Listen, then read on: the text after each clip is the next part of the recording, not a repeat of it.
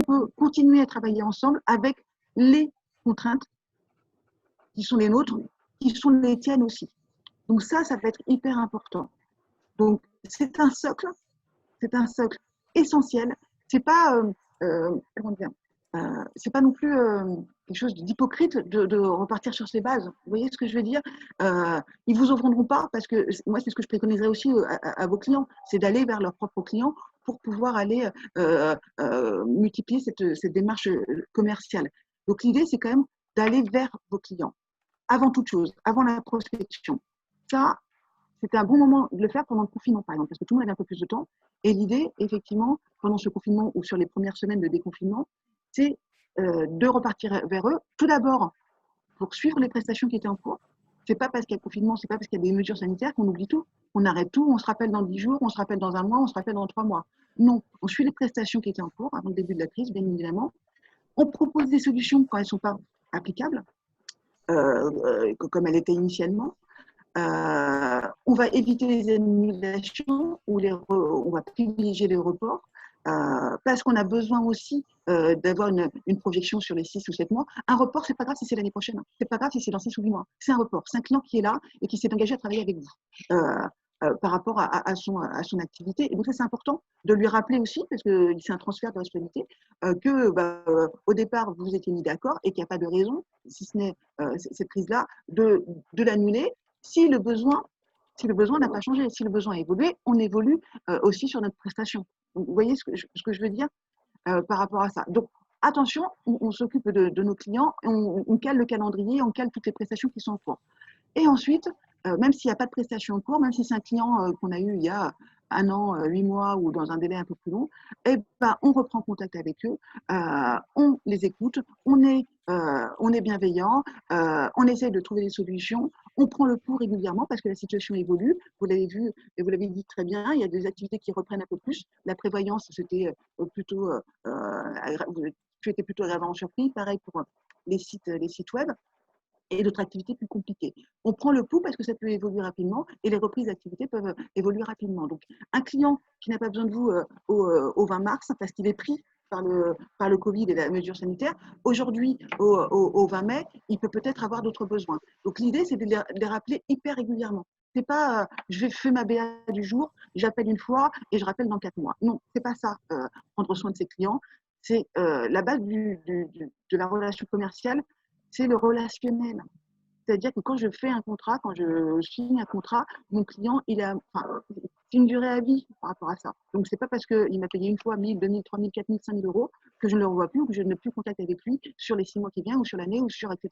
Ou des fois, on se rappelle à son pour souvenir qu'on a besoin de clients. Non, ça, c'est pas bon. L'ADN du relation commercial, c'est vraiment tous les points de contact qu'on peut avoir avec le client hyper régulièrement. Qu'on ait besoin de lui ou pas, ou qu'on ait une transaction en cours ou pas. L'idée, c'est ça.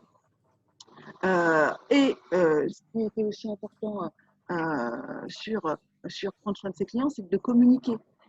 Communiquer d'une manière proche, véridique, sincère avec vos clients et vos prospects.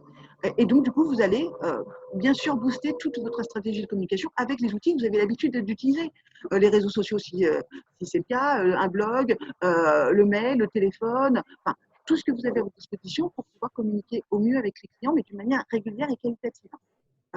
Il faut qu'ils sentent que vous les appelez pas pour placer vos produits, mais pour prendre de leurs nouvelles et de voir comment ils se comportent. Et plus vous allez les faire parler, plus ils vont vous donner de l'information. Ça, c'est essentiel.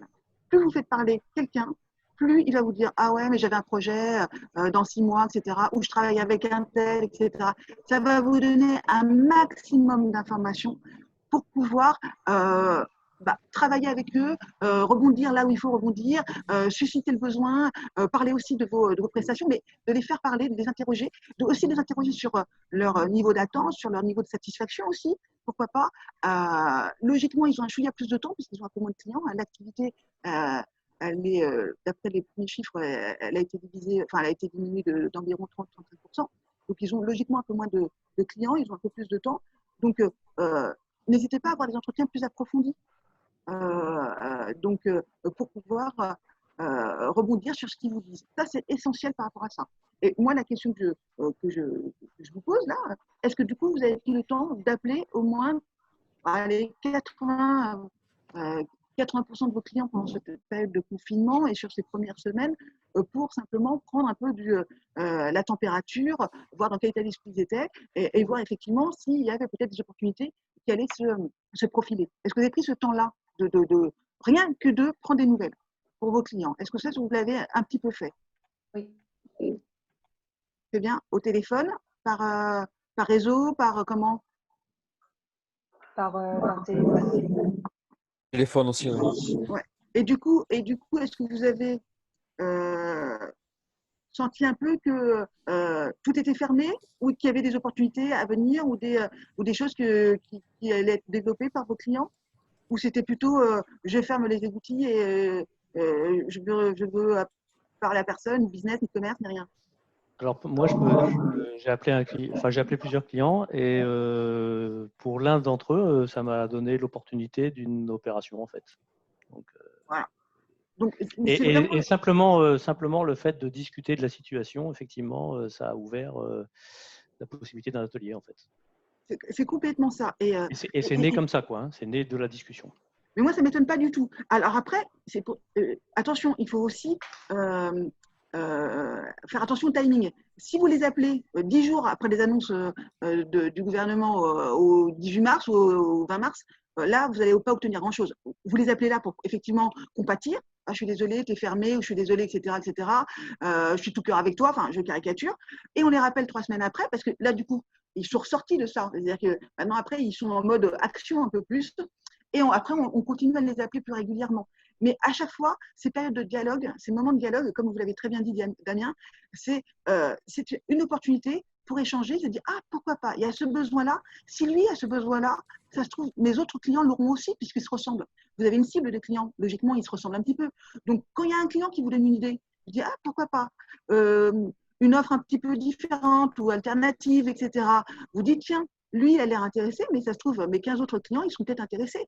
Donc, moi, je vais construire un peu cette offre. Je vais la travailler avec mon client, entre guillemets, zéro, voilà. Et c'est peut-être quelque chose que je vais pouvoir tester et proposer dans un deuxième temps à mes autres clients, puisqu'ils se ressemblent et que logiquement, ils auront quand même, les mêmes besoins. Donc, tout ça, non seulement, alors vous allez me dire, c'est important pour la relation commerciale, mais en même temps, ça vous fait travailler votre offre à vous, vos produits, vos prestations. Et ça les fait évoluer. Et ça, rien de tel.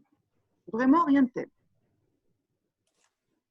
N'oubliez pas que ce que vous demande un client d'une manière individuelle, voilà, en sur-mesure, c'est peut-être quelque chose qui va vous demander du temps, de l'investissement, parce que vous allez créer un programme, une prestation pour lui sur mesure, mais c'est peut-être quelque chose que vous pouvez ensuite commercialiser pour des dizaines d'autres clients.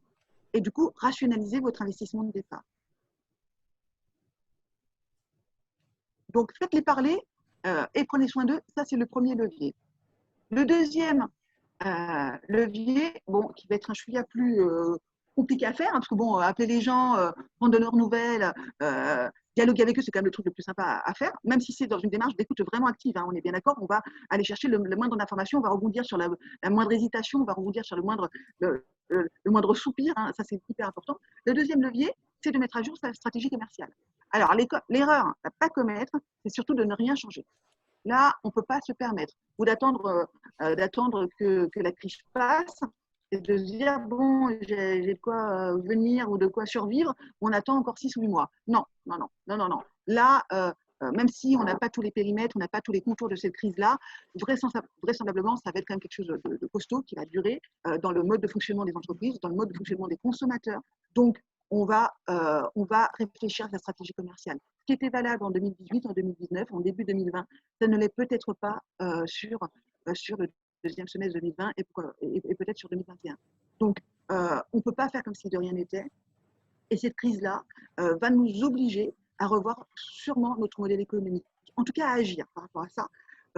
Et on va, en tant que dirigeant, on n'a pas d'autre choix que de réfléchir à comment s'adapter, comment coller aux nouveaux enjeux de nos clients, aux nouvelles problématiques que cette crise va faire émerger. Ça, enfin, clairement, on n'a pas d'autre choix. Donc, si aujourd'hui, vous avez, je dis n'importe quoi, 15 prestations à vendre, bah, il va falloir faire peut-être le tri. Peut-être qu'aujourd'hui, il y en a peut-être 10. C'était malheureux, hein, qui ne correspondent plus du tout à ce temps de crise, aux attentes du consommateur ou du client. Et du coup, il va peut-être falloir adapter. Mais on ne pourra pas s'en passer. Si vous avez de la chance, si 14%, enfin 14 de vos 15 produits correspondent aux besoins de vos clients, bah parfait, c'est génial. Mais je pense quand même qu'il y a comme des choses à revoir malgré tout. Donc, quand je dis revoir sa stratégie, ça veut dire quoi? Quelque chose d'essentiel. Alors, évidemment, ce format webinaire, en 1 heure, je dois dire quand même pas mal de choses et on ne peut pas aller trop en profondeur. Chaque thématique mériterait peut-être qu'on s'arrête des heures et des heures dessus. Par exemple, poser un diagnostic, ça prend énormément de temps. Donc ça, on va en parler en quelques minutes, mais c'est un élément essentiel. Parce que de poser le diagnostic vous permettra d'identifier les opportunités et ensuite de prioriser vos actions. Aujourd'hui, tant qu'on n'a pas posé un diagnostic, on va dire bah tiens, j'ai des actions, j'ai un client qui arrive, je vais lui dire oui, je vais lui dire non, etc. Mais en fin de compte, on va un peu subir l'activité. Alors que si vous voulez être acteur de votre stratégie commerciale, il faut savoir où vous êtes bon, où vous avez une vraie valeur ajoutée sur laquelle il va falloir s'appuyer, comment évolue l'environnement, le marché, vos clients, la réglementation, enfin, ce genre de choses, pour pouvoir dire, tiens, ça, il y a une priorité, je vais m'y coller et choisir mes axes prioritaires. Ça, c'est un travail de longue haleine qui nécessite quand même de se poser un peu, hein, voilà, et de faire vraiment un travail en profondeur. Donc, quand on adapte sa stratégie commerciale, ce n'est pas parce qu'on a un client qui a un nouveau truc, on va s'adapter, on va lui proposer quelque chose, c'est l'opportunité, et puis non, on va vraiment travailler en profondeur par rapport à son modèle économique. Quand je dis poser un diagnostic, ça veut dire quoi, poser un diagnostic? Alors là, j'ai listé quelques petites choses, ce n'est pas du tout exhaustif, mais poser un diagnostic, c'est se poser les bonnes questions, prendre le temps de se poser les bonnes questions. Quand je dis prendre le temps, si on veut vraiment faire un diagnostic, ça prend plus d'une journée. Hein, voilà, on se pose et on se dit, voilà, c'est quoi mon niveau de chiffre d'affaires? Comment il évolue? Mais même après, enfin, même avant le confinement et le Covid, hein, comment c'était là, sur ces dernières années par rapport à ça? Comment il est ventilé? Est-ce que c'est comment fait mon chiffre d'affaires? Particulier, professionnel, TPE, PME, enfin, comment c'est réparti? Quel est le poids? Comment ça évolue? Quelle est la qualité des indicateurs? Est-ce que je suis capable de transformer facilement? Est-ce que mes devis, mes contrats sont avec une valeur moyenne plutôt raisonnable ou conforme aux attentes ou aux objectifs? Quelle est ma capacité de transformer mon prospect en client? Enfin, tous ces indicateurs-là plutôt qualitatifs. J'en ai mis quelques-uns, mais il y en a 100. Tous les retours clients, qu'est-ce qu'ils vous disent? Déjà, est-ce que vous en avez? Ah, ça, c'est une bonne question. Moi, j'ai beaucoup de clients où ils font leur travail, ils ont l'impression d'être bons. Alors, je ne doute pas qu'ils soient bons ou professionnels, il n'y a pas de souci, mais je dis, OK, comme tu le sais, tu as des retours? Ben non. À part le fait que certains clients rachètent chez eux ou redemandent des prestations, OK, on peut se dire qu'ils sont plutôt satisfaits s'ils reviennent. Mais malgré tout, d'avoir une idée précise du retour client, ça c'est essentiel aussi pour travailler en profondeur. Si vos clients n'osent pas vous dire que vous êtes limite sur les délais, que parfois c'est pas tout à fait clair en termes de conditions commerciales ou en termes de cible, de ça, etc., vous ne pourrez pas vous améliorer pour autant. Donc, les retours clients, c'est essentiel. Votre fichier client, vous avez une base de données, vous avez un CRM. Est-ce que c'est exploité à 100%? Est-ce que vous l'avez optimisé? Est-ce que vous avez la possibilité de prospecter facilement ou de reproposer à vos anciens clients par cible, etc., des opérations, des actions commerciales, des prestations?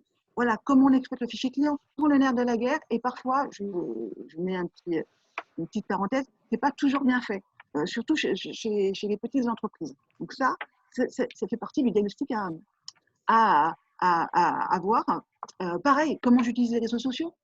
Alors, utiliser les réseaux sociaux, on sait tous faire, mais est-ce qu'on les a optimisés? Est-ce qu'on a confirmer des prospects? Est-ce qu'on a validé des contrats via ces réseaux sociaux?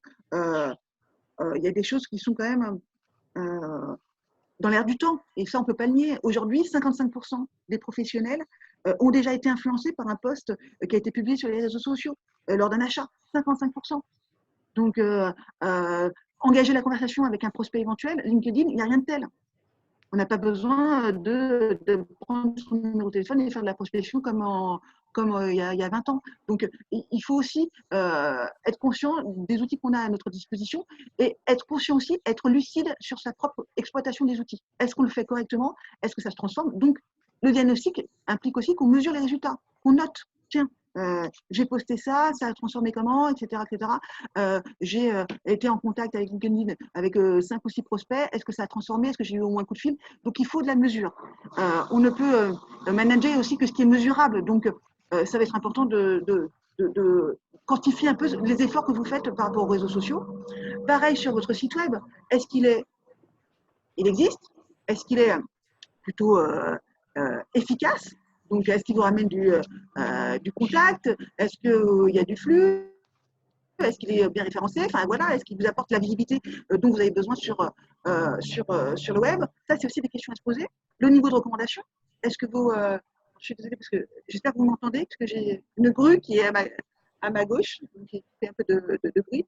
Le niveau de recommandation. Est-ce que vos clients actuels ou passés vous ont recommandé auprès de leur entourage? Si c'est non, c'est que soit nous, on n'a pas fait le travail en termes de développement commercial, soit effectivement, il y a une sorte de problématique sur la prestation globale et satisfaction.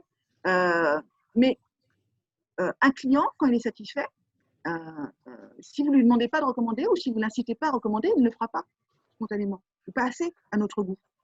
Donc, et puis il y a aussi des techniques un peu commerciales. Vous avez un client, bah, voilà, ça vous a plu, on fait un bilan, etc. Bon, voilà. Vous avez sûrement des collègues, vous avez sûrement des entreprises, des gens qui pourraient être intéressés par mes services. Est-ce que vous avez des noms à me donner ou des entreprises? Et là, c'est toujours plus simple de dire, bah, écoutez, je viens parce que M. Dupont m'a dit que vous pourriez peut-être être intéressé par mes services. Il y a quand même des choses à aller chercher par rapport à ça. Mais le plus naturel et le plus facile, le plus efficace, c'est que vos clients recommandent. Ils recommandent. Et là, moi j'appelle ça l'escalier de l'engagement. C'est-à-dire que tout au long de votre vie avec le client, il y a une première partie où vous allez créer la confiance. Il ne vous connaît pas, vous allez discuter avec lui, bien écouter ses besoins et vous allez lui proposer une prestation. Ça, on est OK par rapport à ça. Il va vous dire OK, mais là, il vous fait presque un chèque en blanc. Il ne vous connaît pas, il ne sait pas. Il va vous faire confiance parce que vous avez l'air sérieux, Expo. Donc, du coup, vous avez construit cette confiance-là qui est là. Moi, j'appelle ça les premiers socles. Vous avez construit cette confiance. Il est plutôt satisfait puisque vous êtes plutôt pro et donc, du coup, il fait appel à vous une deuxième fois. Là, vous passez de construire la confiance à susciter la préférence. Ça veut dire que plus ça va aller, plus dans votre domaine d'activité, il ne va pas envisager d'aller voir quelqu'un d'autre que vous. Donc là, on est vraiment dans ce socle de fidélisation, de relationnel qui fait que il ne considère que vous, dans ce domaine-là. Et donc, plus il sera en confiance et plus il sera dans cette adhésion, plus quand il en parlera aux autres, il dira aux autres, à son réseau, de toute façon, pour du coaching ou de l'atelier, forcément c'est Damien. Pour de la gestion administrative, c'est forcément Eduarda ou autre, etc. Donc, ils ne pourront, et donc du coup, c'est ce qui fera que la recommandation sera la plus naturelle possible et la plus facile.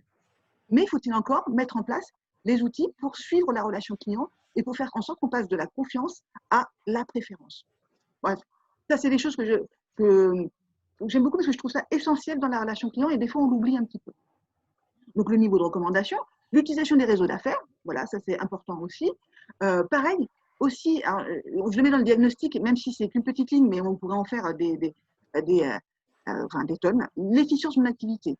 Aujourd'hui, moi j'accompagne beaucoup de clients qui ont un modèle économique, qui génère du chiffre d'affaires, je vais plutôt le dire comme ça, qui génère du chiffre d'affaires, mais à quel prix? À quel prix? C'est-à-dire que si on rapporte au rendez-vous d'affaires, au travail fait en amont, etc., ils génèrent du chiffre d'affaires, mais avec un niveau d'efficacité qui n'est pas au rendez-vous. Parce qu'à chaque fois, c'est un nouveau produit, ils font que du sur-mesure, il n'y a pas de process. Donc, tout ça font que, effectivement, mon activité, elle est là bon an, mal an, mais est-ce qu'elle est efficiente? Je vous rappelle, l'efficience, c'est d'être efficace au moindre coût. Aujourd'hui, une entreprise, elle se doit de l'être. C'est une obligation. Donc, elle doit mettre en place des process, elle doit rationaliser ce qu'elle met en place. Ce que je vous disais, ce que je mets en place pour un client, demain, je le commercialise pour 10 autres. Et comme ça, j'ai un retour sur investissement par rapport à... Oui? Non, il y a quelqu'un qui parle? Dites-moi. N'hésitez pas à m'interrompre, parce que moi, je suis au taquet. Donc, n'hésitez pas si vous avez des questions. Est-ce que le diagnostic vous parle ou c'est bon pour tout le monde? Dites-moi, hein. N'hésitez pas à poser des questions et à m'interrompre. C'est bon. Alors, le diagnostic, juste une question du coup, le diagnostic, il est très sur moi, il n'est pas tellement sur le marché. Alors, vous anticipez, Damien. Oui, alors, toujours le diagnostic est toujours sur 2 niveaux, mais ça, on le verra sur le slide d'après. Effectivement, on va être un peu plus sur le marché. Mais moi, ce que je pense, c'est que c'est toujours plus compliqué pour un dirigeant de faire cette propre analyse sur soi que d'étudier le marché. Là-dessus, je pars du principe que vous êtes quand même plutôt bien armé là-dessus. Vous faites de la veille, vous regardez un petit peu à gauche et à droite, vous voyez les entreprises qui ouvrent, les entreprises qui sont en difficulté, qui communiquent et qui mettent en place des choses. Donc là, je pars souvent du principe quand je fais appel, quand je côtoie les entreprises, que cette veille-là globale, elle est plutôt faite. Alors, plus ou moins profonde, mais elle est plutôt faite. Par contre, ce que je constate, c'est que les dirigeants que j'accompagne ont un mal fou à poser un diagnostic sur leur propre activité. Ils ne se rendent pas compte. Déjà, il y a très peu d'outils de mesure, d'indicateurs. Donc, j'ai l'impression que si, j'ai l'impression que ça. Non, il faut aussi mettre en place des outils de ce type-là. Et souvent, des fois, c'est un peu erroné. Ils ont l'impression d'avoir un site, ils ont l'impression d'être visibles sur le web parce qu'ils ont un site web. Non. Être visible sur le web, c'est avoir un référencement naturel, avoir de l'interaction, etc., etc. Donc souvent, il y a une sorte de, comment dire, un niveau un peu superficiel sur le diagnostic. C'est pour ça que j'insiste un petit peu là-dessus, pour cette prise de recul sur sa propre activité. Donc, mais effectivement, un diagnostic, c'est forcément en interne, au niveau de l'entreprise, et en externe avec le marché et la conjoncture. Et donc, pour finir sur le diagnostic, alors j'en ai mis 10, et je vous dis, il peut y avoir 20 points, 30 points, et selon les activités, ça peut vraiment varier. Il y a aussi tout ce qui est les partenariats que vous avez pu mettre en place, les calendriers commerciaux, enfin voilà, tout ce qui fait que vous avez mis en place des choses et que ça fonctionne ou que ça ne fonctionne pas. Et ça, il faut aussi le poser. Il y a beaucoup d'entreprises aussi qui font beaucoup d'événementiels, qui ont du mal à mesurer aussi l'efficacité de l'événementiel. Aujourd'hui, bon, c'est un peu plus compliqué parce qu'on est bloqué, je pense qu'on ne pourra plus beaucoup en faire. Donc, c'est pour ça que je ne l'ai pas noté. Donc, voilà, tous les outils, même la communication que vous mettez en place et les retours sur investissement par rapport à cette communication. Donc là, sur la stratégie commerciale, avant de faire quoi que ce soit, on pose le diagnostic. Et évidemment, vous l'avez reconnu, le SWOT. Le SWOT, c'est un outil diagnostique qui permet effectivement de voir en interne les forces et les faiblesses, et aussi en opportunité et en menace, c'est tout ce qui est au niveau du marché. Donc, comment se porte le marché? Quels sont les nouveaux comportements vis-à-vis du produit ou de la prestation, comportement des professionnels, des particuliers? Quelles sont les attentes de mes prospects? Et aussi, toujours dans le côté force et faiblesse, je vais me focaliser sur qu'est-ce que veut mon client et qu'est-ce que je peux faire pour l'aider.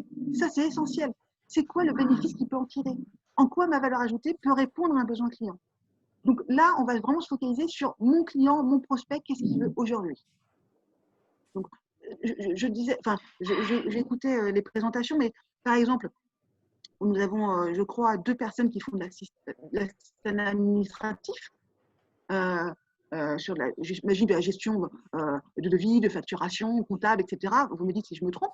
Mais par exemple, aujourd'hui, votre valeur ajoutée, c'est qu'un dirigeant, il va être obligé de faire du commercial, il va être obligé de prendre du temps pour aller chercher de nouveaux clients, etc. Donc, il n'aura plus le temps de faire la partie administrative. Donc, vous voyez, alors c'est un peu basique, hein, c'est une opportunité. Aujourd'hui, s'il veut aller chercher un développement commercial de qualité, il va falloir qu'il réfléchisse à sa stratégie commerciale, qu'il prenne beaucoup plus de temps avec ses clients et qu'il travaille dans la durée avec eux. Donc, forcément, c'est du temps qu'il n'aura plus pour suivre les factures, les devis, pour payer je ne sais pas quoi, etc., etc. Donc, c'est aussi une opportunité pour ces personnes qui font de la gestion administrative un soutien. Ça, c'est essentiel. Faut-il encore que le client soit conscient de ça. Mais ça, avec le dialogue avec les gens, avec l'échange, vous pourrez lui faire prendre conscience de ça. Donc, à chaque fois, il y a effectivement des opportunités et des menaces. Aujourd'hui, en termes de menaces, on ne va pas les lister, elles sont quand même assez nombreuses, mais j'ai listé quelques opportunités. Bon, aujourd'hui, typiquement, des opportunités en termes de santé, hein, les masques, le matériel, de protection, etc. La sécurité aussi, c'est des opportunités. Le télétravail, c'est aussi des opportunités. Parce que du coup, ça va vous permettre de, par exemple, équiper des gens. Donc, ceux qui, je dis n'importe quoi, fournissent du réseau, de l'informatique, etc., c'est aussi une opportunité. La transformation numérique, c'est une opportunité. La transition écologique aussi. Le fait qu'on apparemment, on réoriente nos capacités de production en local, et ben, c'est aussi une opportunité. Le fait que les gens, les consommateurs et les entreprises aient envie de consommer local, hein, donc vous voyez cette fameuse tendance qui est le locavorisme, bah, on va revendiquer de consommer à proximité et par notre action, de préserver l'activité économique du bassin. Donc ça, c'est aussi essentiel et ça aussi, on peut le revendiquer en termes de communication. Il y a aussi des opportunités en termes d'aide et de subventions. On est en France et il y aura aussi des opportunités à aller chercher de ce côté-ci, de la vente à distance, des nouveaux services. Voilà, il y en a quelques-unes. À vous effectivement d'aller creuser par rapport à votre propre activité et surtout d'interroger vos clients et aussi pourquoi pas d'ouvrir le champ des possibles au niveau des clients. Aujourd'hui, vous avez peut-être des clients qui se ressemblent, mais pourquoi pas une autre cible de clients qui serait peut-être susceptible d'être intéressés par certains de vos produits. Donc, voilà une partie de ce que je voulais dire un petit peu sur le diagnostic et sur les opportunités à aller chercher par rapport à une sorte d'évaluation de vos propres capacités. Il faut que vous soyez conscient de vos propres capacités, de votre valeur ajoutée, et que vous soyez capable effectivement de les mettre en corrélation avec les opportunités qu'offre le marché. Est-ce que c'est clair pour cette partie-là? Oui, très. Dites-moi, est-ce que ça vous... il y a des choses qui vous interpellent ou on peut passer à la suite? Dites-moi. Non, c'est très clair, c'est bien. Vous me dites Parfait. si je vais pas trop vite, hein, parce que du coup j'ai peur de Non. vous faire perdre trop de temps, donc du coup je parle vite, mais arrêtez-moi ou faites-moi un grand signe. Faites-moi un grand signe si jamais c'est complètement à côté de la plaque. Donc voilà pour les opportunités. Ensuite, du coup, si on devait retenir l'essentiel, c'est on s'intéresse sincèrement. Le mot, vous allez m'entendre, ça va vous tanner, mais bon, le maître mot, c'est la sincérité. C'est pas des commerciaux qu'on a en face de soi, c'est des gens qui sont sincèrement concernés par l'état de mon client ou de mon prospect et qui veulent sincèrement leur apporter une solution. Je n'ai pas la solution, je suis capable d'aller chercher un partenaire, je suis capable d'aller chercher un autre prestataire. Et c'est là où le client va vous remercier et va penser à vous pour d'autres opportunités. C'est pour ça que c'est un travail de longue haleine. Vous mettez-vous toujours dans la tête du client, qu'est-ce qu'il a à y gagner? S'il fait l'appel à moi, qu'est-ce qu'il va avoir, quel est son bénéfice? Qu'est-ce qu'il va avoir à gagner? Pour ceux qui pensent que leur offre n'est aujourd'hui pas une opportunité pour les entreprises, il va falloir la retravailler. Je ne dis pas de la modifier complètement, mais de la retravailler. Aujourd'hui, votre offre, votre prestation, elle doit générer un bénéfice chez le client. N'oubliez pas non plus la vente. Le véritable enjeu, ce n'est pas le fait d'être un pro, un geek, de maîtriser parfaitement la solution et même d'être un peu trop technique. C'est la façon dont vous allez adapter votre solution aux besoins du client. Ça, c'est essentiel. Et c'est ce qui va faire que vous allez gagner du client.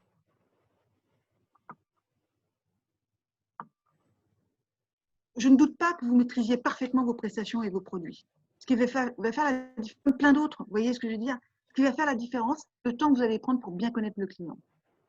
Plus vous le connaissez, pas intimement, hein, j'entends bien, prenez du recul par rapport à mes précisions, mais plus vous le connaissez, plus vous savez appuyer là où ça va matcher. Lui, ça va valoriser, c'est-à-dire, ouais, elle m'écoute vraiment, ou il m'écoute vraiment, il a compris dans quelle situation j'étais, et il me propose quelque chose. Donc, évidemment que je vais lui faire confiance. Et évidemment, je suis prêt à payer pour ça.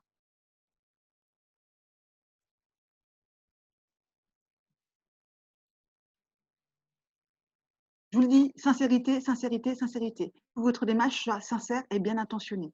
Si on vous voit arriver avec vos gros sabots, etc., avec votre panoplie commerciale, ça ne va pas le faire du tout. Donc, forcément, si vous êtes sincère et bien intentionné, ça sera plus long. Ça sera plus long. Si par le passé, vous concrétisiez un business en 3-4 rendez-vous, voilà, là, ça sera peut-être un chouïa plus. Il va falloir aussi que vous, comment dire, alors, je dis beaucoup, il va falloir, il faut que, alors évidemment, c'est un peu le format du webinaire, donc je suis vraiment désolée, mais ce qu'on attend de vous, en tant que prestataire, c'est que vous creusiez, diagnostiquez vous aussi le besoin du client. Parce que là où ça va être hyper touchy, c'est que le client lui-même, il ne sait pas trop, il va être paumé. Vous allez avoir des clients qui sont paumés en face de vous. Donc, si vous lui balancer vos produits, etc., il va être encore plus paumé et il refusera l'obstacle. Vous voyez ce que je veux dire? Donc, prenez le temps de dire, OK, vous êtes paumé, allez, on discute. Moi, j'ai fait mon propre diagnostic, donc j'ai quelques outils. Voilà, comment se comportent vos clients? Qu'est-ce qu'ils attendent de vous? Est-ce que vous les avez interrogés? Quelles sont vos contraintes du moment, etc. Et plus vous allez leur faire parler, plus vous allez mettre en place le diagnostic avec eux, co-construire aussi le diagnostic avec eux, plus vous pourrez dire, tiens, ouais, bah voilà, là-dessus, je peux peut-être vous aider. Donc, il va falloir aussi développer ces qualités de diagnostic, oui, pour pouvoir comprendre dans quelle situation économique est votre client et ce qu'il attend, de vous. Une des qualités essentielles, mais bon, ça, partout dans la vie, ouais, c'est quand même l'empathie. On parle d'abord de sa situation, on se met vraiment à la place du client et on essaye de vraiment cogiter à lui trouver une solution qui lui est complètement adaptée.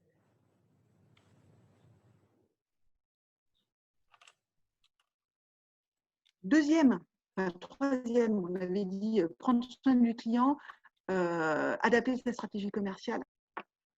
Le troisième pan un peu de mes leviers d'action, c'est qu'on va prioriser les actions commerciales. Avec la crise, tout l'agenda est perturbé. Le temps n'est pas forcément consacré aux actions commerciales, alors que logiquement, on ne doit pas lâcher l'affaire. Comment organiser son temps? Quelles sont les actions prioritaires? Là, on va essayer d'avoir quelques pistes par rapport à ça. Alors, d'abord, avant toute chose, on fait des actions commerciales de fond. Bon, c'est l'occasion, cette crise.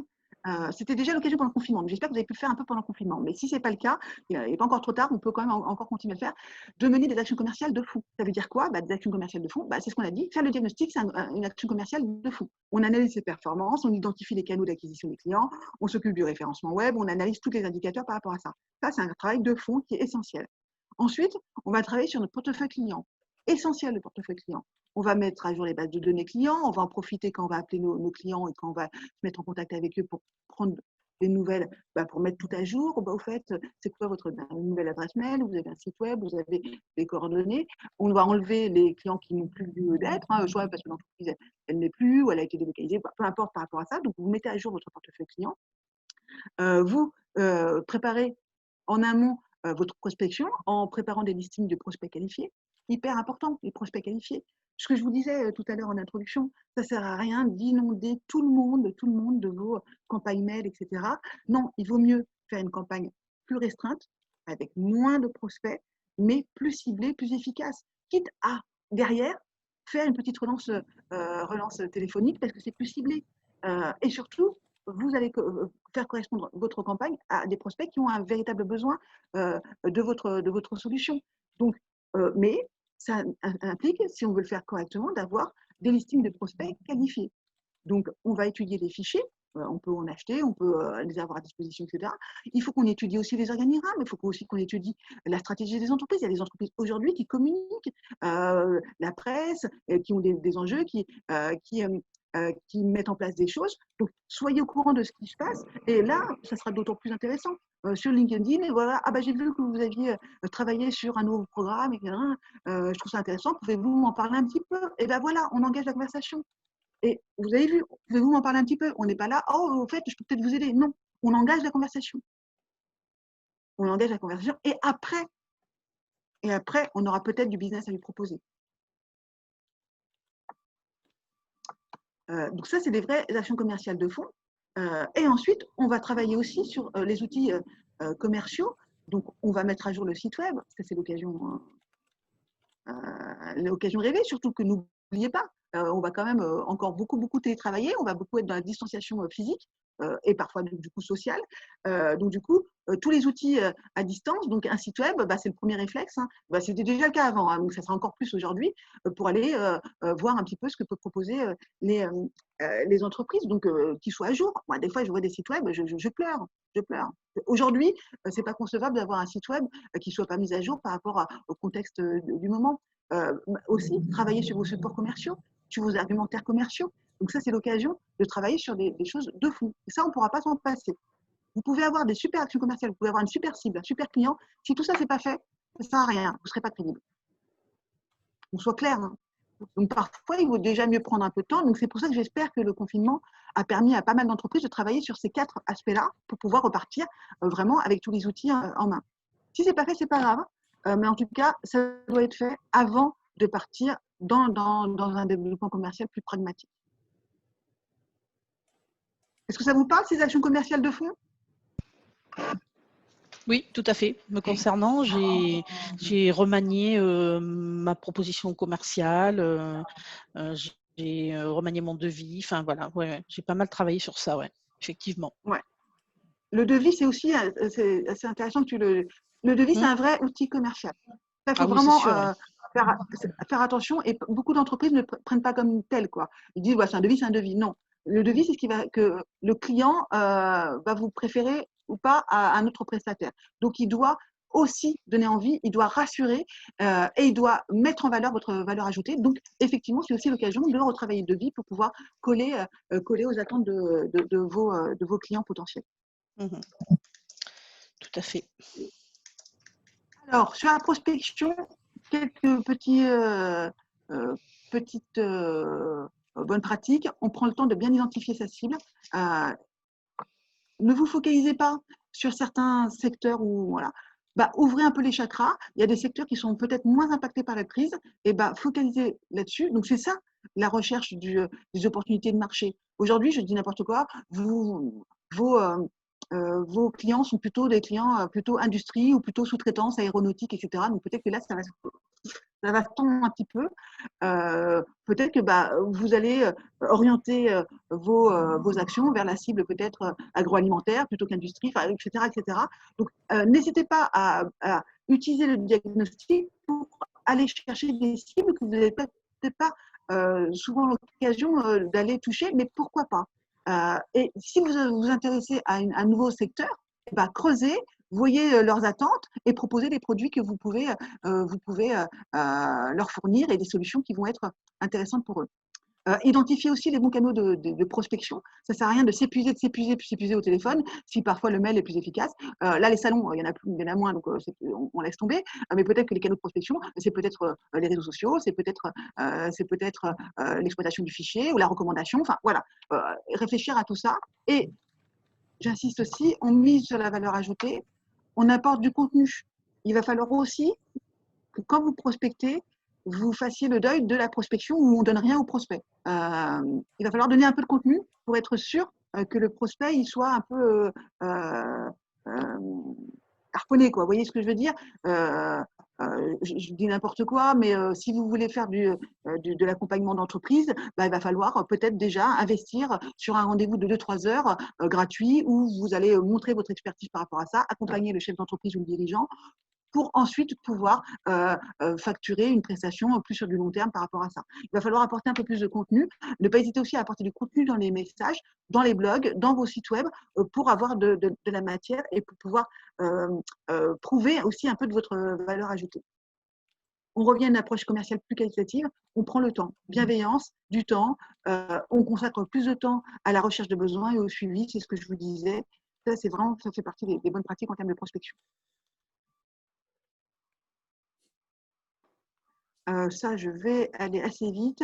État d'esprit, quand je dis on se concentre sur les opportunités, un client qui vous dit non une fois, ok, très bien, n'insistez pas 20 000 fois, il y a peut-être d'autres clients. On se focalise toujours là-dessus ou on se focalise sur l'adaptation, quoi qu'il en coûte, alors que ce n'est peut-être pas ça la solution. Donc, il faut aussi avoir la lucidité de dire non, là-dessus, je ne peux pas. Mais par contre, je peux proposer d'autres produits, d'autres prestations à d'autres types de clients. Donc, on est sur le partage d'informations.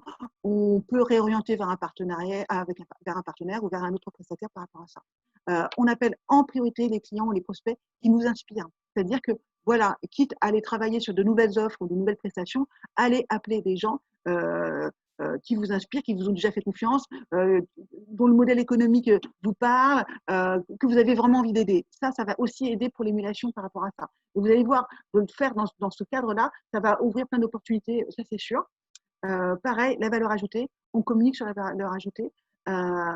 Votre expertise, elle n'a pas changé, logiquement. Donc, c'est la manière de la proposer et de la délivrer qui va être un peu modifiée. Donc, on insiste sur la valeur ajoutée, c'est ce qui fait que vous êtes différent et que ce que vous proposez est différent de la concurrence. Vous sécurisez votre modèle économique, bien évidemment. On a tous des clients plus ou moins clés qui génèrent plus ou moins de chiffre d'affaires. Donc, on sécurise des clients clés. Eux, là, il y a un vrai enjeu à qu'ils ne s'en aillent pas. Donc là, on s'adapte, on temporise, on donne des modalités de paiement, enfin, etc., etc. En tout cas, on les sécurise. On sécurise aussi les propositions en cours, même s'il y a un report, mais on les sécurise. Et ensuite, on continue à prospecter. Et un élément important, essentiel, on occupe l'espace. Vous occupez l'espace, c'est incontournable. La notoriété de votre entreprise vous permettra d'aller chercher des clients ou que les clients vous trouvent par eux-mêmes. Ça, c'est comme le rêve par rapport à ça. Donc, n'hésitez pas à occuper l'espace et on en parlera dans 2 petites minutes par rapport à ça.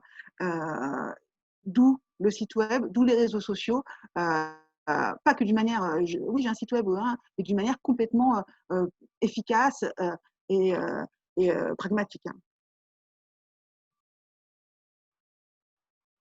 Alors, on va aller dans le détail. Les actions marketing, qu'est-ce qu'on peut mettre en place aujourd'hui? Ce que je vous disais,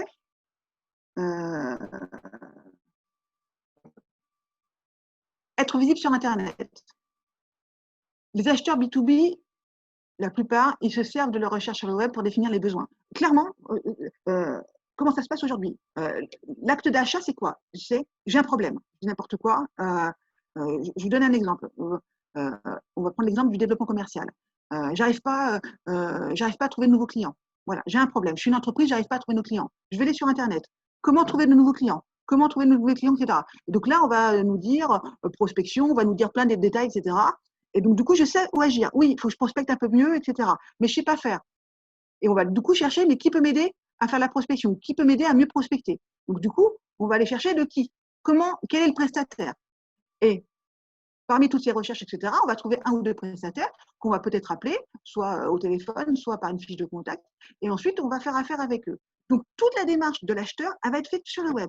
Si moi, aujourd'hui, entreprise, je ne suis pas sur le web, c'est plein de possibilités de captage, enfin, je ne sais pas si ça se dit, mais bon, plein de possibilités d'accrocher le client que je n'ai pas. Donc, il faut savoir que 70% à peu près des infos que dont les acheteurs ont besoin pour faire leurs achats, elle est disponible sur le web. 70%. Donc, ne pensez pas qu'il n'y a que le rendez-vous qui va faire que vous allez concrétiser le business. Non, non, il faut être visible sur Internet parce que c'est là où sont les acheteurs.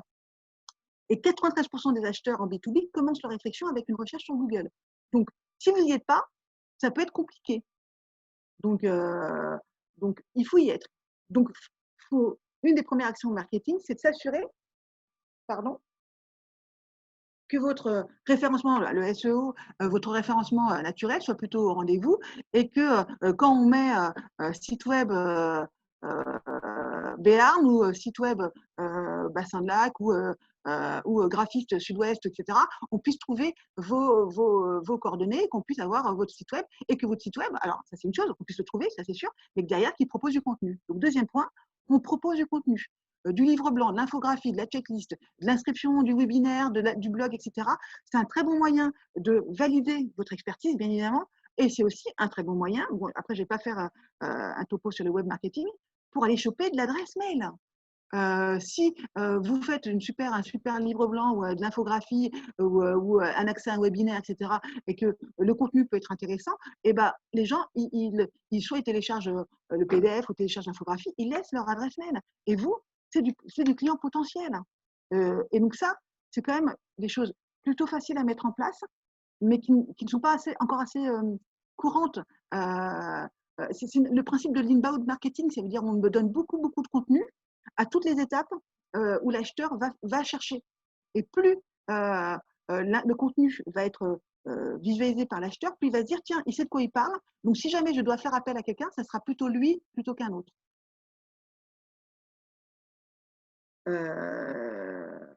Logiquement, de ce que j'ai constaté dans une étude, c'est qu'un acheteur en B2B, il fait en moyenne 12 recherches sur Internet avant d'arriver sur le site d'un prestataire.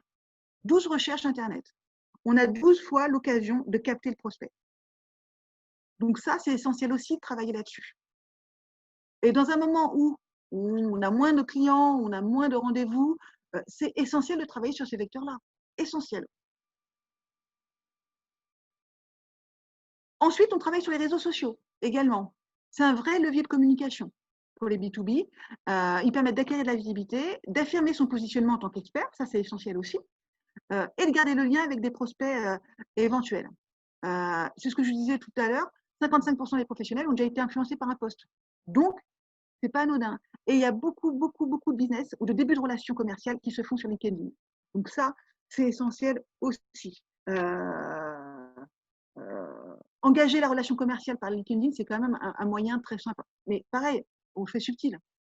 Ce que vous faites m'intéresse, vous pouvez m'en parler. Ou j'ai vu que vous avez mis ça, quelles ont été les conséquences, les répercussions sur votre équipe, sur vos clients, etc. Donc on s'intéresse sincèrement au sujet, on est bien d'accord, on n'est pas. Et derrière, il se passe du lien, du dialogue, et vous pouvez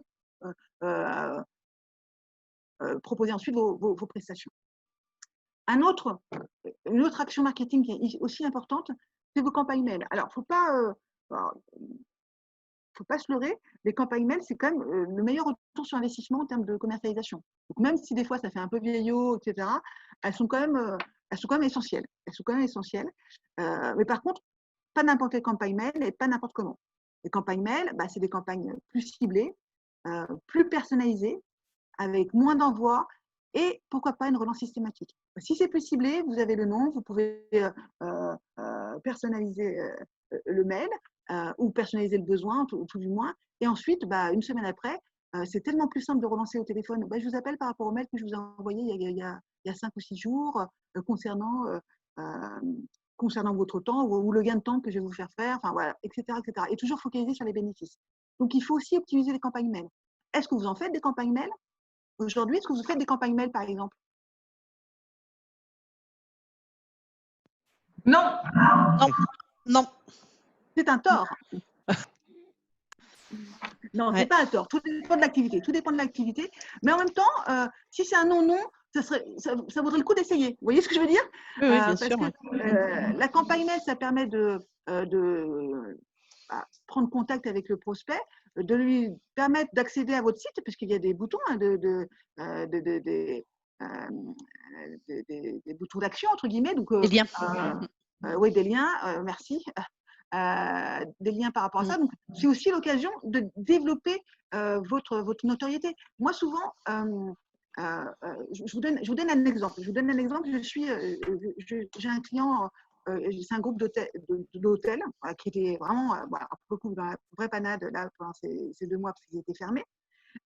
Et du coup, on travaillait sur la reprise par rapport à ça. Et donc, c'est des hôteliers, ils ont un fichier client quand même plutôt conséquent par rapport à ça.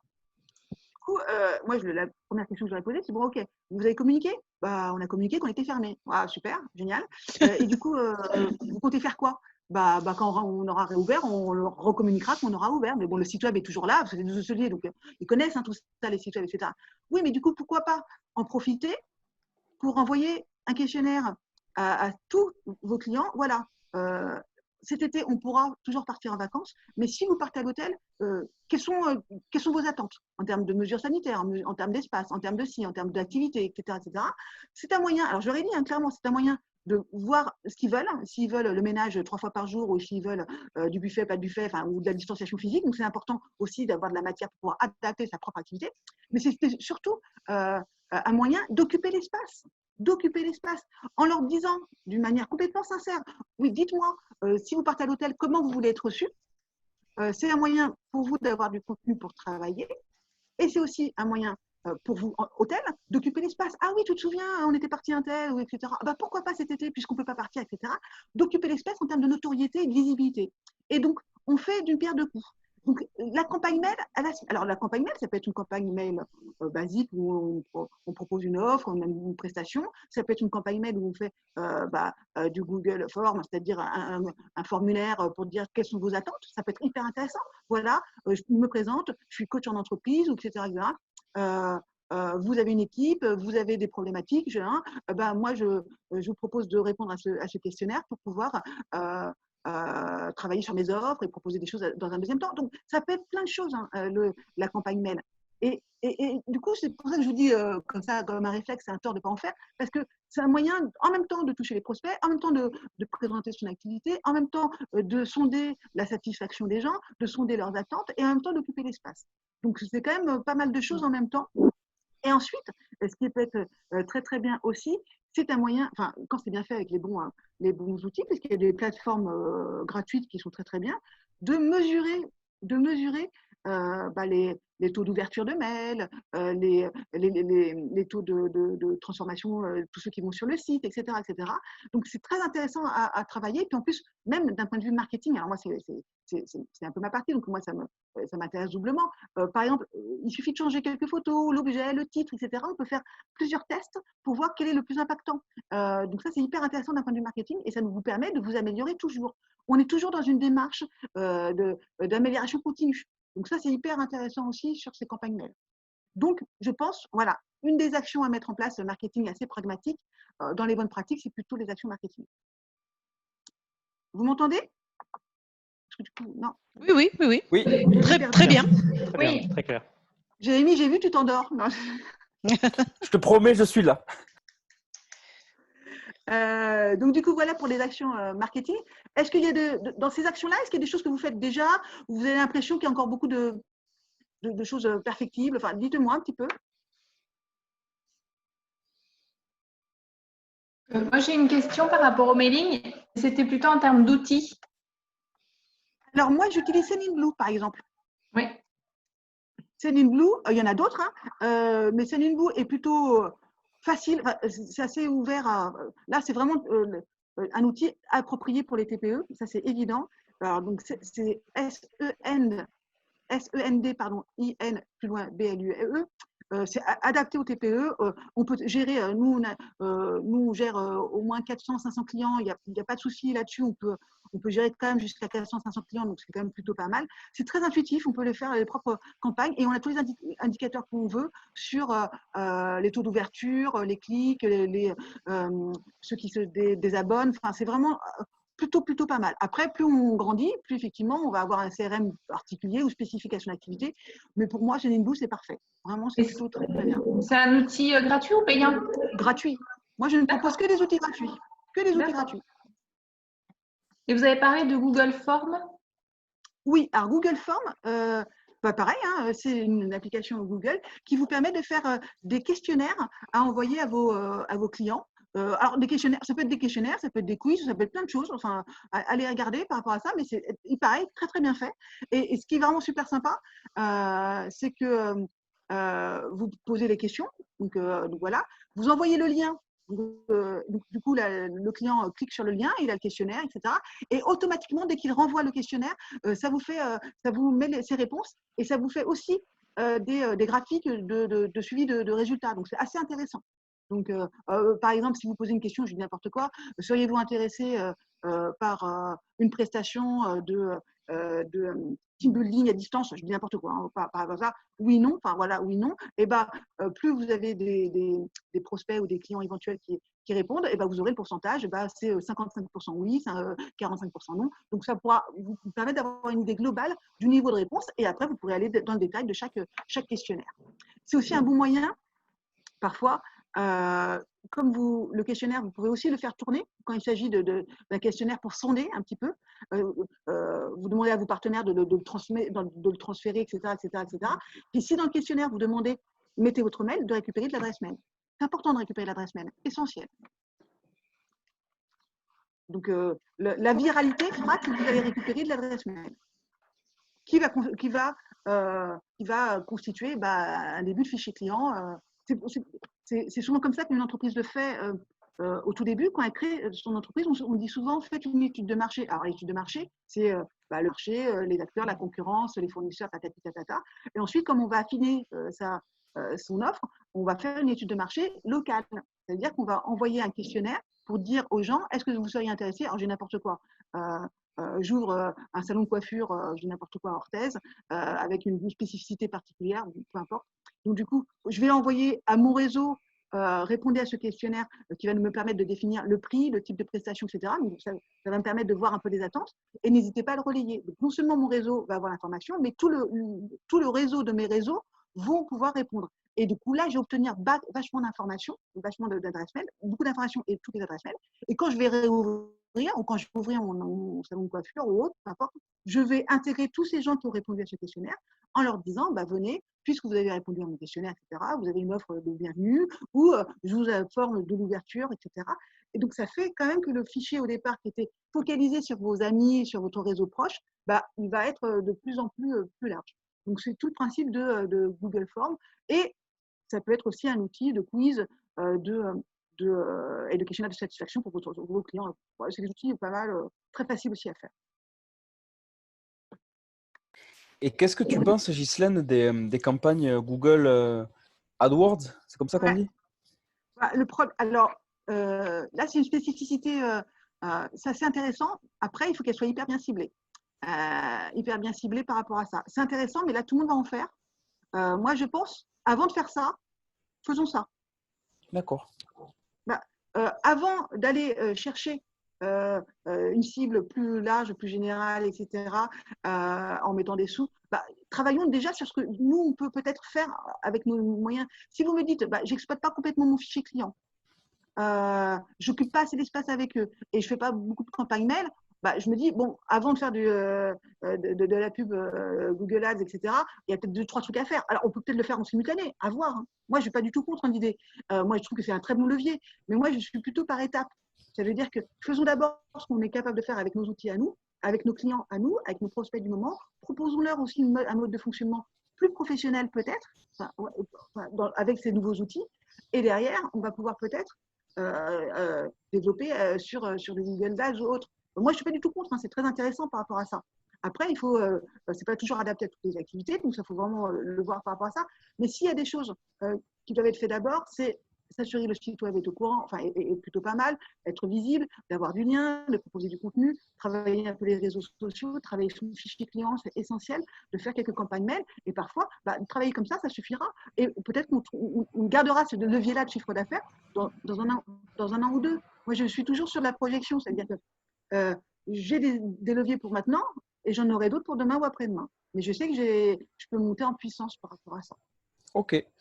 Il y a aussi Vas-y. il y a aussi l'importance de. Enfin, moi, j'ai mis le pied là-dedans il n'y a pas longtemps, mais de la page Google Business avec les avis qu'on te laisse et les réponses que tu apportes pour créer l'interaction. Essentiel, parce que être visible sur Internet, n'oubliez pas que les recherches se font avant tout au niveau local. Quand vous allez taper prévoyance, etc., c'est d'abord le local qui va apparaître. Du coup, toi, tu dois vraiment apparaître sur ta page de Google My Business. Ça, c'est essentiel aussi. C'est un truc qu'il faut faire. Alors, c'est même pas. Enfin, pour moi, c'est un prérequis. C'est un prérequis. Et puis c'est gratuit, tu peux Avec toutes les informations. Tu peux faire participer ton réseau aussi au démarrage pour leur demander de laisser des avis. Oui, parce que tous les avis sont pas. Tous les avis, c'est pas que des clients, on est bien d'accord. Mais évidemment, parfois, évidemment. Mais les avis sont importants, c'est essentiel. Et puis plus ils seront étayés, mieux ça sera. Et pareil, n'hésitez pas à communiquer sur la recommandation. Vous avez vous avez des clients qui sont contents, mais personne ne le sait. Vous ne mettez pas les recommandations sur le site web, vous ne le mettez pas sur la page Google My Business, etc. Donc, personne ne le sait. Alors qu'aujourd'hui, on est dans l'ère de la notation et on est dans l'ère des gens flippés. Donc, ça rassure les gens. Donc, de voir plusieurs étoiles, de voir plusieurs avis, etc. Et plus ce sera précis, plus il y aura d'impact. Donc, n'hésitez pas. Par exemple, moi, ce que j'avais préconisé aussi, j'ai un client qui est une agence de voyage. Elle avait beaucoup de retours par rapport à ça.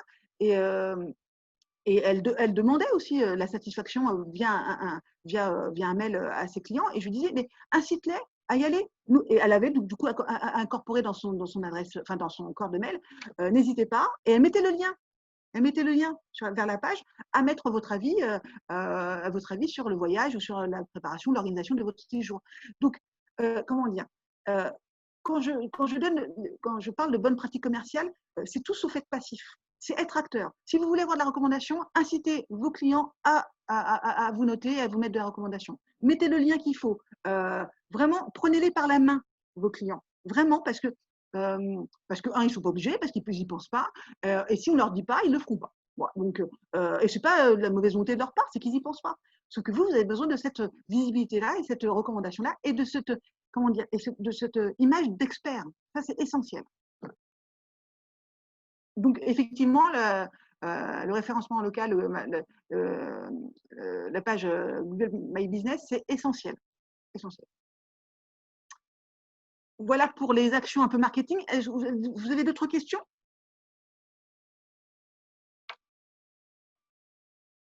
Alors, l'essentiel, donc du coup, j'arrive un peu sur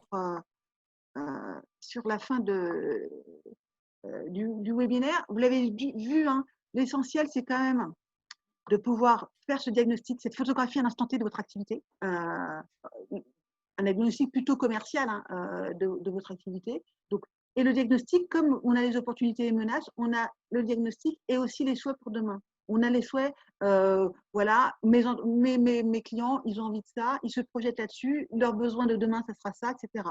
Donc, si vous avez ce diagnostic-là et qu'il est plutôt bien fait, vous pouvez, dès à présent, établir la stratégie commerciale. La stratégie commerciale, c'est un plan d'action à court, moyen et long terme. Et un plan d'action, c'est passer d'un point A à un point B. Et le plan d'action, pour rappel aussi, parce que pareil, c'est pas toujours évident, il y a certaines entreprises qui ont du mal à construire tout ça, à élaborer tout ça. C'est quels sont mes objectifs, qui va agir, quels sont les acteurs, de qui j'ai besoin, quels sont les délais que je vais devoir peut-être subir ou dont j'ai besoin, tout simplement.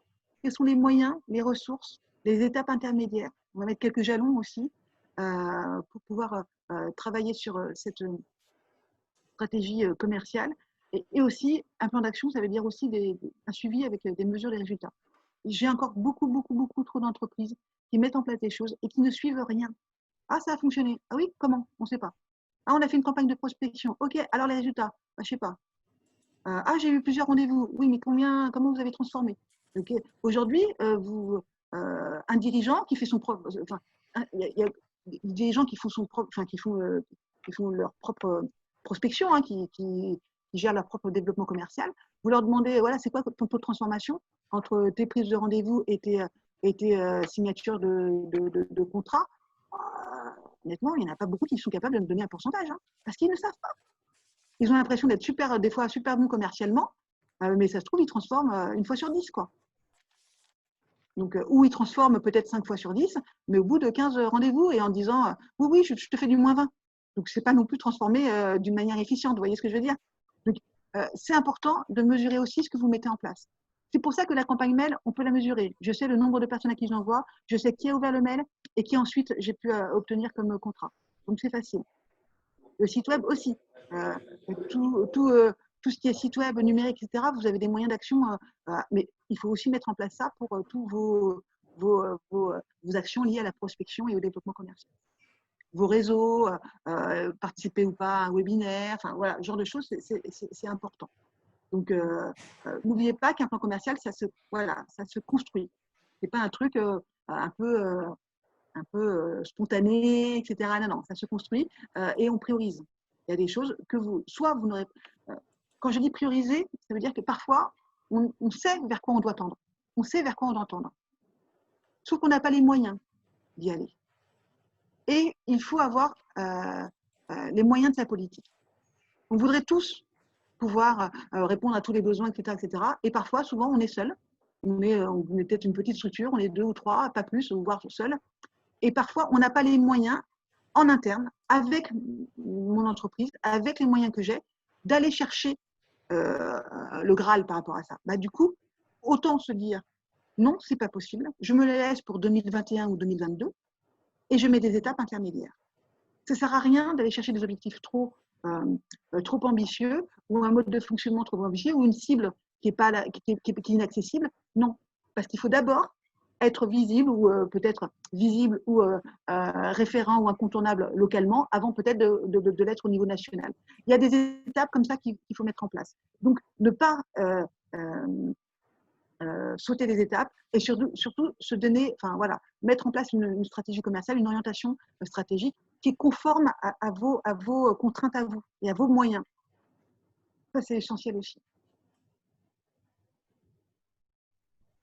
C'était un petit peu le mot de la fin par rapport au webinaire. Moi, là où je vais simplement vous prendre 2-3 minutes, parce que bon, pour moi, le webinaire, c'est aussi un moyen de vous présenter ce que je fais. Donc, je me permets de prendre 2 minutes de votre temps pour vous dire que la formation, c'est aussi un levier de performance, que je suis formatrice, que j'accompagne les gens et que je sais très, très bien que des gens formés, c'est des gens qui sont plus efficaces, plus performants et qui vont obtenir plus de résultats pour leur entreprise. Et moi, ce que je regrette, c'est simplement que simplement 10% des entreprises utilisent leur budget de formation alors qu'ils ont des enveloppes de formation. Donc, je veux simplement vous alerter là-dessus et vous dire aussi que pour les chefs d'entreprise, les budgets de formation, alors selon les secteurs, selon les statuts, donc, mais ça peut représenter jusqu'au maximum environ 8400, voire un peu plus si on met les langues là-dessus. Donc, ça peut être des enveloppes assez intéressantes. Et si vous estimez, par exemple, que dans les domaines que le diagnostic, élaborer un plan d'action, d'y voir clair sur une stratégie commerciale, que vous avez besoin d'un regard extérieur, parce que souvent c'est comme ça que ça fonctionne le mieux, que vous avez besoin d'avoir une expertise pour mettre en place des outils, des supports commerciaux pour travailler sur vos techniques de vente et vos négociations. N'hésitez pas à faire appel soit à des consultants, des formateurs. Alors moi, c'est bien, mais bon, ça peut être plein d'autres. Hein. Vous avez des budgets de formation par rapport à ça.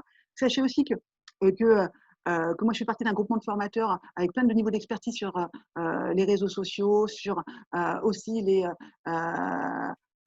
web marketing avec la visibilité sur le web, la pub, Facebook Ads, etc., etc. Donc, il y a plein de choses de ce type-là sur la compta aussi et de la gestion plus pointue et précise. Donc, sachez quand même qu'il y a quand même moyen de ne pas y aller seul. Vous avez aussi la possibilité, c'est des moyens qui vous sont donnés, et ça peut être considéré aussi comme une opportunité, moi je le prends comme tel, de surmonter tout ça en se disant, bah, tiens, j'ai envie effectivement de travailler sur mon marketing, j'ai envie de travailler sur mon développement commercial, de mettre en place des nouvelles choses, peut-être revoir ma stratégie commerciale.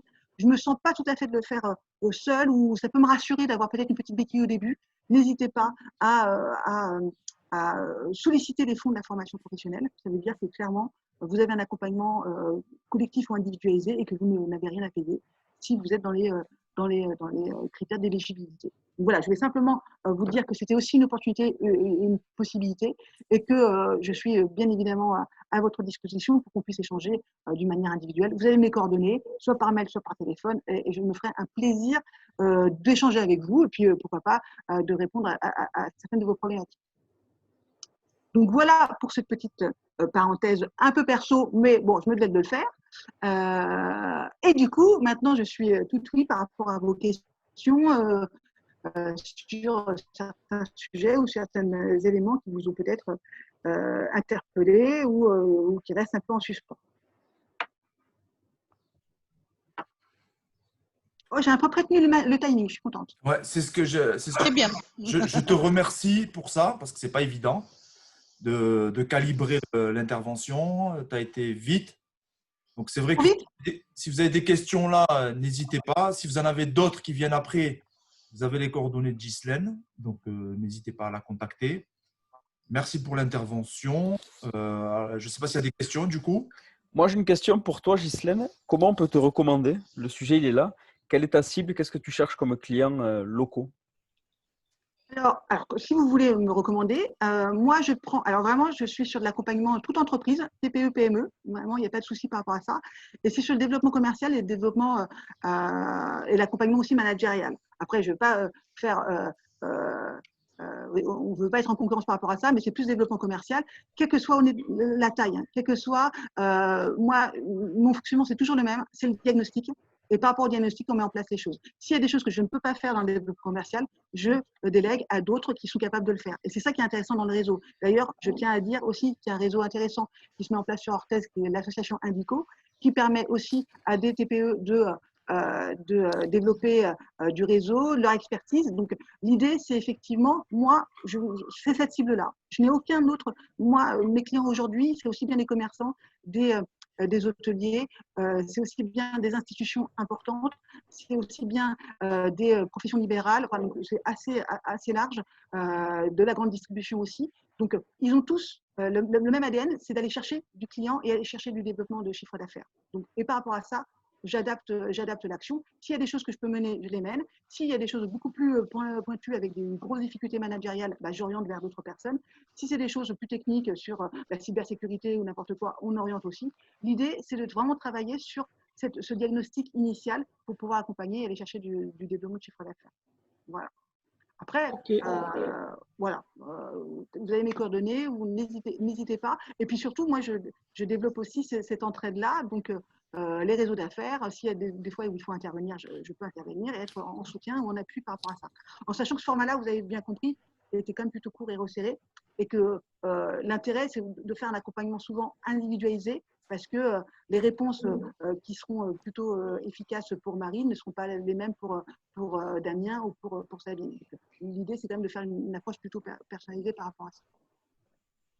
Et je rebondis juste à ce que tu as dit sur Indico. C'est vrai qu'il y a cette association-là sur le bassin de lac et il y a des fervents représentants aujourd'hui en ligne. Donc, n'hésitez pas à suivre l'actualité et à voir un peu ce qui s'y passe parce que c'est vraiment plein de bonnes idées et ça va mériter un grand développement sur le secteur. Et je fais le parallèle aussi avec un autre groupement. Je suis président d'un BNI sur Saint-Palais qui draine la Soule, la Haute-Soule, le pays d'Amicoussé, Saint-Palais, Saint-Jean-Pied-de-Port, Navaringue, Sauveterre, Salis. Et on est en recrutement aussi. On a besoin de profils de développeurs, de designers, de formateurs. Donc, si le sujet vous intéresse d'un côté ou de l'autre, de participer à des réunions, Marilyn, je peux te désigner porte-parole d'Indico. Tu sauras largement répondre à tout ça et très bien et très vite. Et pour le BNI, évidemment, j'en suis certain. Et pour le BNI, n'hésitez pas à venir visiter des groupes ici à Orthez, à Lac, il y en a un peu partout. Ça peut être très, très porteur et il y a beaucoup d'entraide, surtout en ce moment, sur la période de relance qu'on connaît. Voilà, n'hésitez pas à pousser ces portes-là. Merci Jérémy. D'autres questions? Simplement un tout petit mot. Est-ce que ce format de webinaire, est-ce que ça a été utile? Même à 1%, est-ce que ça a été utile pour vous ou pas? Dites-moi. Oui. En toute transparence. Moi, je ne suis pas du tout susceptible. Donc oui, très intéressant.